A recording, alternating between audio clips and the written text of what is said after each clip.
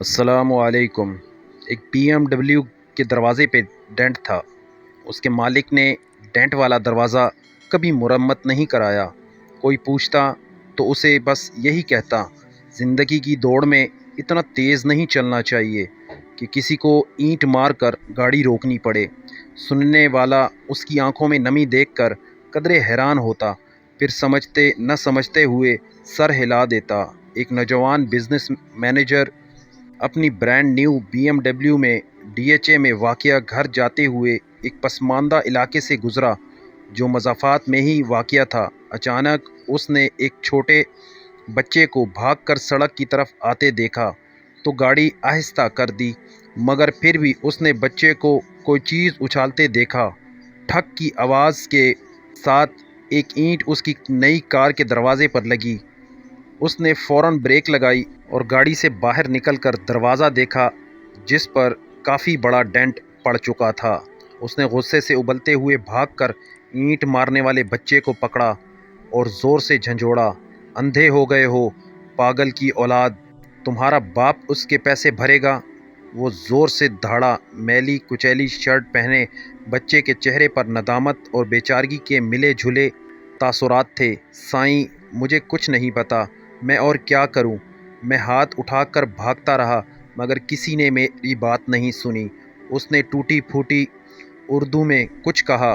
اچانک اس کی آنکھوں سے آنسو ابل پڑے اور سڑک کے ایک نشیبی علاقے کی جانب اشارہ کیا۔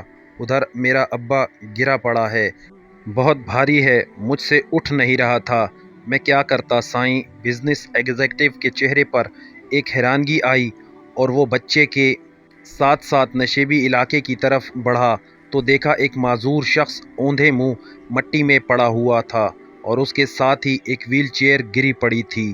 ایسا دکھائی دے رہا تھا کہ شاید وزن کے باعث بچے سے وہیل چیئر سنبھلی نہیں گئی اور نیچے آ گری، اور ساتھ ہی پکے ہوئے چاول بھی گرے ہوئے تھے جو شاید باپ بیٹے کہیں سے مانگ کر لائے تھے۔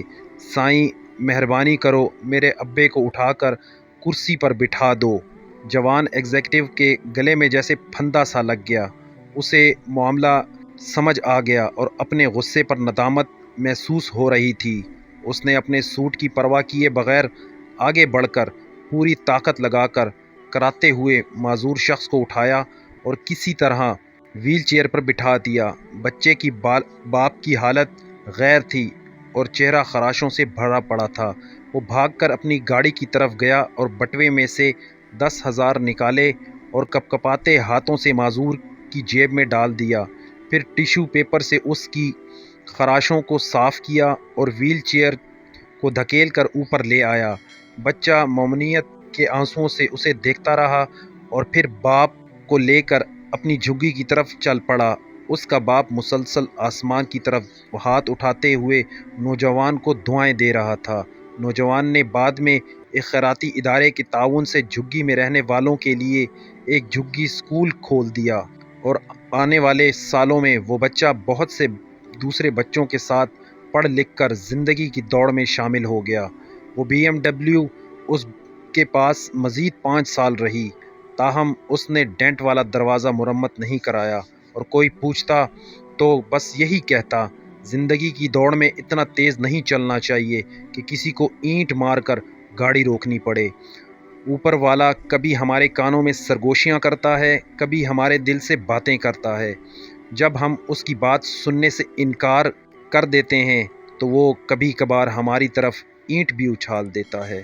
اللہ پاک ہم سب کو نیک عمل کرنے کی توفیق عطا فرمائے، آمین ثم آمین۔